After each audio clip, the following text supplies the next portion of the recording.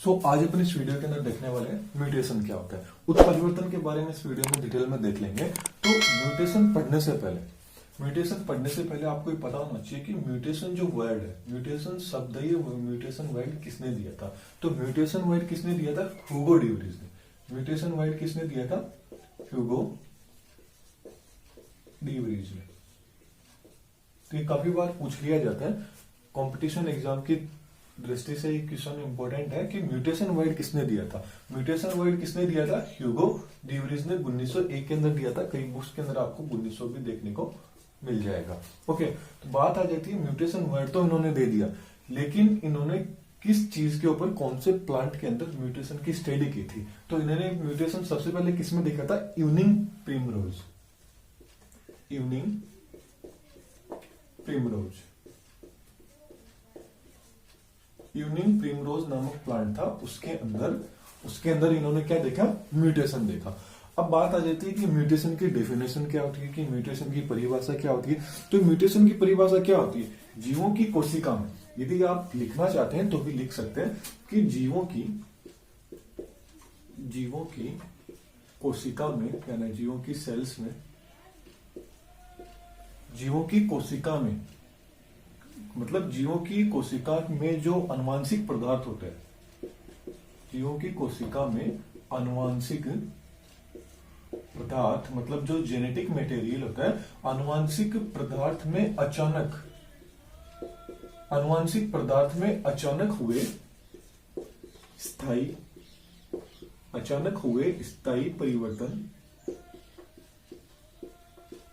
स्थायी परिवर्तन या वंशागत परिवर्तन। इस डेफिनेशन को आगे समझाऊंगा मैं आपको। वंशागत परिवर्तन को क्या बोल देते हैं? म्यूटेशन बोल देते हैं। मतलब कोई भी जीव होगा, समस्त जितने भी जीव होते हैं, उन जीवों की जो सेल्स होती है उसके अंदर क्या होता है?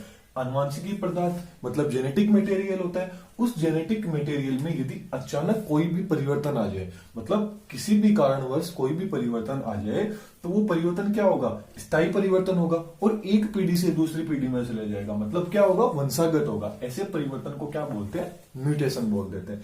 या इसकी दूसरी परिभाषा देखें शॉर्ट में, तो क्या होता है? अचानक आए हुए स्थायी परिवर्तनों को क्या बोल देते हैं? म्यूटेशन बोल देते हैं। अचानक आए, किसी जीव में अचानक आए हुए स्थायी परिवर्तनों को क्या बोल देते हैं? म्यूटेशन भी बोल देते हैं। ये बात हो गई अपनी म्यूटेशन की। अब बात कर लेते हैं जो म्यूटेशन। अब म्यूटेशन क्या होता है? म्यूटेशन यदि डीएनए में होगा, म्यूटेशन यदि डीएनए में हो रहा है, तो डीएनए का जो अनुक्रम है, मतलब उसकी जो सीक्वेंस है, डीएनए की सीक्वेंस है, उसके अनुक्रम में भी क्या आएगा? बदलाव आएगा। मतलब भी चेंज यदि डीएनए में हो रहा है, तो डीएनए की जो सीक्वेंस है, उसमें भी बदलाव आएगा। क्योंकि अभी मैंने देखा आनुवांशिक पदार्थ में चेंज आ जाएगा, तो उसका जो अनुक्रम होगा डीएनए का, यदि वो डीएनए का अनुक्रम बदल गया तो क्या होगा? डीएनए का यदि अनुक्रम बदलेगा तो क्या होगा? जो लक्षण प्रारूप है, मतलब जो फिनोटाइप है, लक्षण प्रारूप एंड जो जीन प्रारूप है, मतलब जो जीनोटाइप है, लक्षण प्रारूप एंड जीन प्रारूप है, ये भी क्या हो जाएंगे? बदल जाएंगे। मतलब डीएनए में यदि किसी जीव के डीएनए के अंदर डीएनए का जो सीक्वेंस है, अनुक्रम, उसमें भी बदलाव आ रहा है, तो क्या होगा? उससे लक्षण प्रारूप एंड जीन प्रारूप भी चेंज हो जाएंगे। और डीएनए के अंदर क्या पाई जाती है? विभिन्नताएं, वेरिएशन भी देखने को मिलती है उत्परिवर्तन से डीएनए में क्या होती है? वेरिएशन भी देखने को मिलेगी। अब क्या, ये जो उत्परिवर्तन वर्ड है, ये तो किसने दिया था? ह्यूगो ड्यूरीज ने दिया था उत्परिवर्तन वर्ड। लेकिन उत्परिवर्तन को एक नाम और दिया था, स्पोर्स। मतलब ये जो उत्परिवर्तन को एक स्पोर्ट्स नाम दिया था, ये नाम दिया था डार्विन ने। तो ये चीज पूछ ली जाती है कि उत्परिवर्तन का दूसरा नाम है जो स्पोर्ट्स, वो किसने दिया था? तो डार्विन ने दिया था। या ऐसे भी पूछ लिया जाता है डार्विन ने उत्परिवर्तन का अन्य कौन सा नाम दिया? तो कौन सा नाम था? स्पोर्ट्स नाम से डार्विन ने उत्परिवर्तन को बोला था। अब क्या होता है कि जो उत्परिवर्तन है, अब क्या होता है कि ये जो उत्परिवर्तन है, उत्परिवर्तन की जो यूनिट होती है, मतलब पूछ लिया जाता है कि उत्परिवर्तन की यूनिट क्या होती है? उत्परिवर्तन की यूनिट को न्यूटन बोलते हैं। उत्परिवर्तन की यूनिट को क्या बोलते हैं? न्यूटन। याद रखना, उत्परिवर्तन की यूनिट क्या होती है? न्यूटन को बोल देते हैं। अब क्या होता है कि आपने देख लिया कि म्यूटेशन की खोज किसने की? म्यूटेशन वर्ड किसने दिया? ह्यूगो ड्यूबिस ने किया।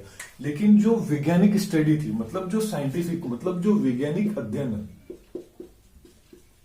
म्यूटेशन का जो वैज्ञानिक अध्ययन है, इसकी जो वैज्ञानिक साइंटिफिक जो स्टडी है, ये स्टडी किसने की थी? मॉर्गन ने की थी। सबसे पहले किसने की थी? मॉर्गन ने। और किसके ऊपर की थी? ये भी चीज पूछ ली जाती है, तो याद रखिएगा, ड्रोसोफिला के ऊपर। इन्होंने ड्रोसोफिला की कम से कम 1000 स्पीसीज, कम से कम कितनी? 1000 स्पीसीज के ऊपर इन्होंने स्टडी की थी। किसने? मॉर्गन ने। टीएच मॉर्गन, वैसे इनका पूरा नाम देखें तो टीएच मॉर्गन। अब एक क्वेश्चन ये पूछ लिया जाता है कि सबसे पहले साइंटिफिक स्टडी, म्यूटेशन की साइंटिफिक स्टडी किसने की थी? तो क्वेश्चन का आंसर आ जाता है मॉर्गन। अब उल्टा घुमा के पूछ ले कि साइंटिफिक स्टडी है म्यूटेशन की, वो किसके ऊपर की गई थी? तो सबसे पहले किस पे की गई थी? ड्रोसोफिला के ऊपर की गई थी। किसने की थी? मॉर्गन ने की थी। क्या, कौन सी स्टडी की थी? Scientific study. ओके, ये चीज आपकी क्लियर होगी। अब एक चीज और देख लेते हैं। आपने देखा होगा जो क्रोमेटिड होते हैं, क्रोमेटिड होते हैं, किससे होते हैं? डीएनए किनसे बने होते हैं? क्रोमेटिड से बने होते हैं। अब यदि जो डीएनए का जो सीक्वेंस होगा, उसके अंदर या तो कोई चीज क्या हो जाएगी? लॉस होगी, मतलब या तो डीएनए की कोई चीज हट जाएगी, डीएनए से कोई चीज अलग हो जाएगी। कौन से क्षार युग्म कौन से होते हैं? प्यूरिन, पिरिमिडिन होते हैं, जैसे थाइमिन, एडिनिन, गुआनिन, साइटोसिन। ये या क्या होगी? कोई चीज गेन होगी, मतलब एड होगी। या तो डीएनए से कोई चीज एड होगी, या डीएनए की कोई चीज क्या हो जाएगी? लॉस हो जाएगी। जिससे क्या होगा? जो क्रोमोसोम है, मतलब जिससे क्या होगा? जो क्रोमोसोम है उसके अंदर क्या आ जाएगा? चेंजेस आ जाएंगे। क्रोमोसोम में क्या आ जाएंगे? बदलाव आ जाएंगे। यदि क्रोमोसोम में बदलाव आ रहे हैं तो जीन कहां पे प्रेजेंट होते हैं? जीन कहां पे प्रेजेंट होते हैं? क्रोमोसोम में। जीन कहां पे प्रेजेंट होते हैं? क्रोमोसोम पे प्रेजेंट होते हैं। तो क्रोमोसोम में बदलाव आ रहा है तो क्या होगा? जीन्स होंगे, उनमें भी बदलाव आएगा, तो जीन म्यूटेशन देखने को मिलेगा। अब जीन्स में भी बदलाव आ रहा है, क्रोमोसोम में भी। अब क्रोमोसोम है, अब क्रोमोसोम में क्या होगा? क्रोमोसोम में यदि उत्परिवर्तन होगा तो उससे क्या आ जाएगी? कुछ असमानता देखने को मिलेगी। क्या देखने को मिलेगी? देखिए, सबसे पहले समझिए कि जो क्रोमेटिड है, क्रोमेटिड किससे बना होता है? डीएनए किससे बना होता है? क्रोमेटिड से बना होता है। यदि डीएनए में कुछ भी चेंज होगा, मतलब या तो डीएनए से कुछ चीज अलग हो जाएगी, या क्या होगा? डीएनए में कुछ चीज ऐड हो जाएगी, जिससे क्या होगा? क्रोमोसोम में भी परिवर्तन होगा। अब क्रोमोसोम में परिवर्तन होगा तो जीन कहां पे प्रेजेंट होते हैं? क्रोमोसोम में प्रेजेंट होते हैं, तो जीन में भी आपको परिवर्तन देखने को मिलेगा। और जीन में भी परिवर्तन होगा, साथ में किसमें हो रहा है? क्रोमोसोम में भी परिवर्तन होता है। तो क्रोमोसोम में परिवर्तन होगा तो उसमें क्या देखने को मिलेगी? असमानता। असमानता में क्या देखने को मिलेगी? या तो आपको गुणसूत्र की जो स्ट्रक्चर है उसके अंदर असमानता देखने को मिलेगी, या फिर आपको क्या होगी? इसकी जो नंबर्स है, मतलब गुणसूत्रों की जो संख्या है, उनके अंदर आपको परिवर्तन देखने को मिलेगा। अब बात आ जाती है कि जो म्यूटेशन होता है वो कितने प्रकार से होता है? म्यूटेशन 2 प्रकार से हो सकता है। कौन कौन से हो सकता है? या तो म्यूटेशन होगा जीन म्यूटेशन, या तो क्या होगा? जीन उत्परिवर्तन होगा, या क्या होगा? गुणसूत्रीय उत्परिवर्तन होगा। अब जीन म्यूटेशन भी कैसे हो सकता है? गुणसूत्रीय उत्परिवर्तन क्या हो सकता है? गुणसूत्र में क्या होगा? संख्या के आधार पर भी हो सकता है, तो संरचना के आधार पर भी हो सकता है। तो इसी आधार पर जीन म्यूटेशन भी कितने प्रकार का हो सकता है, इन सबको अपन आगे डिटेल में पढ़ेंगे। इससे पहले आपको एक चीज और बता देता हूं, ये तो आपको समझ में आ गया होगा। एक चीज और बता देता हूं, यहाँ पे जो चीज मैं समझा रहा हूं वो आप यदि थ्योरी के रूप में देखना चाहते हैं तो वो थ्योरी के रूप में आप देख सकते हैं। मैंने इसकी एक वेबसाइट बना रखी है elearnerspoint.com, उसकी लिंक मैं आपको साइड डिस्क्रिप्शन में भी दे दूंगा, वहां से भी आप देख सकते हैं, या आप डायरेक्ट गूगल पे सर्च कीजिए elearnerspoint.com, हमारी साइट मिलेगी। वहां से मैं जितने भी टॉपिक्स पढ़ाता हूँ उसकी थ्योरी आपको वहां मिल जाएगी। तो यहाँ यदि आप समझने का काम कीजिए, थ्योरी वहां से पढ़ लिए, और आप पीडीएफ के रूप में नोट्स लेना चाहते हैं तो आपको नीचे ज्वाइन का बटन दिख रहा है सब्सक्राइब के पास, वहां से आप उनको भी प्राप्त कर सकते हैं। अब क्या होता है? म्यूटेशन तो अपन ने देख लिया। अब एक वर्ड आ जाता है म्यूटेजन।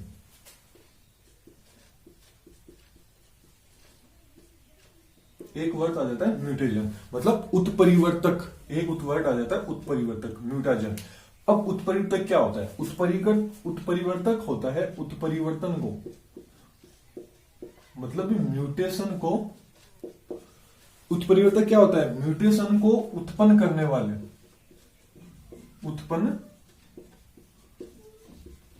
वाले एजेंट। मतलब उत्परिवर्तन को ही उत्पन्न करेंगे। मतलब म्यूटाजन कौन से होते हैं? उत्परिवर्तन जन कौन से? उत्परिवर्तन जन। मतलब किसी चीज को क्या करेंगे? प्रेरित करेंगे, उत्पन्न करेंगे। तो उसी वो जो एजेंट होते हैं, म्यूटाजन किसको बोलते हैं? वैसे छोटी सी टर्म में पूछ ली जाती है कभी, यदि आप बोर्ड लेवल का तैयारी कर रहे हैं, यूनिवर्सिटी लेवल की कर रहे हैं, तो 1 नंबर के क्वेश्चन में पूछ लिया जाता है कि म्यूटाजन क्या होते हैं। म्यूटाजन क्या होते हैं? उत्परिवर्तन को उत्पन्न करने वाले एजेंट्स को क्या बोल देते हैं? म्यूटाजन बोल देते हैं। अब उत्परिवर्तन है, ये उत्परिवर्तन 2 प्रकार से, मतलब जो उत्परिवर्तन है ये 2 प्रकार से हो सकता है। एक तो क्या हो सकता है? स्वतः उत्परिवर्तन। एक क्या हो सकता है? प्रेरित उत्परिवर्तन। एक तो क्या हो सकता है? स्वतः उत्परिवर्तन, एक प्रेरित उत्परिवर्तन। तो स्वतः परिवर्तन तो क्या होगा?